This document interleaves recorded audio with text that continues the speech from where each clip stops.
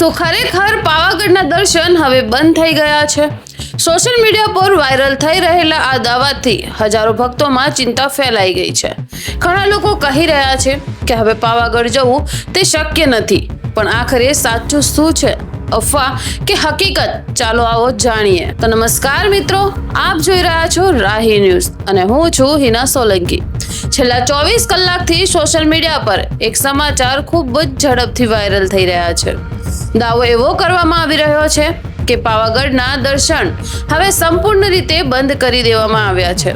આ સમાચાર સાંભળીને ઘણા ભક્તો ગભરાઈ ગયા છે, ખાસ કરીને જેમણે આ દિવસોમાં પાવાગઢ જવાનો પ્લાન બનાવ્યો છે।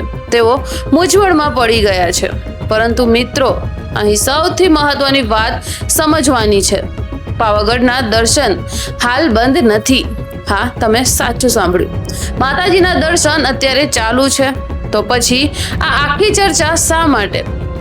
કારણ છે ભારે વરસાદ। છેલ્લા કેટલા દિવસોથી ગુજરાતના અનેક વિસ્તારોમાં ભારે વરસાદ પડી રહ્યો છે। પાવાગઢ વિસ્તાર પણ વરસાદથી પ્રભાવિત થયો છે। ભારે વરસાદને કારણે પહાડી વિસ્તારમાં જોખમ વધી જાય છે, ખાસ કરીને જ્યાં પગથિયાનો માર્ગ હોય ત્યાં પથ્થર ખસવાની અથવા પડી જવાની શક્યતા વધારે રહે છે। આ જ કારણસર પ્રશાસન દ્વારા સેફટીને ધ્યાનમાં રાખીને એક મહત્વનો નિર્ણય લેવામાં આવ્યો છે। રેવાપથ એટલે કે પગથિયાવાળો માર્ગ રાત્રિના સમયે તાત્કાલિક બંધ કરવામાં આવ્યો છે। માહિતી પ્રમાણે રાત્રે 10 વાગ્યાથી સવારે 4 વાગ્યા સુધી આ માર્ગ બંધ રહેશે। એનો સીધો અર્થ શું છે? ફક્ત રેવાપથ બંધ છે એનો અર્થ એ નથી કે આખું પાવાગઢ બંધ થઈ ગયું છે। એનો અર્થ એ પણ નથી કે માતાજીના દર્શન બંધ થઈ ગયા છે। ઘણા લોકો સોશિયલ મીડિયા પર અડધી માહિતી જોઈને ખોટી અફવાઓ ફેલાવી રહ્યા છે અને એ જ કારણે લોકોમાં કન્ફ્યુઝન વધી રહ્યો છે। મિત્રો, વરસાદી મોસમમાં સેફટી સૌથી પહેલા આવે છે।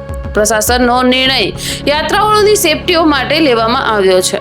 જો તમે પાવાગઢ જવાનો પ્લાન બનાવી રહ્યા છો તો ગભરાશો નહીં, પણ હા, ઘરેથી નીકળતા પહેલા વેધર અપડેટ અને ઓફિશિયલ ઇન્ફોર્મેશન એકવાર જરૂરથી ચેક કરજો।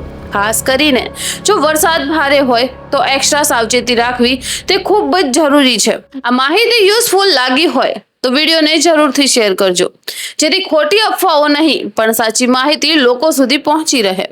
આવી જ ઝડપી અને સચોટ અપડેટ માટે અમારી ચેનલ સાથે જોડાયેલા રહો।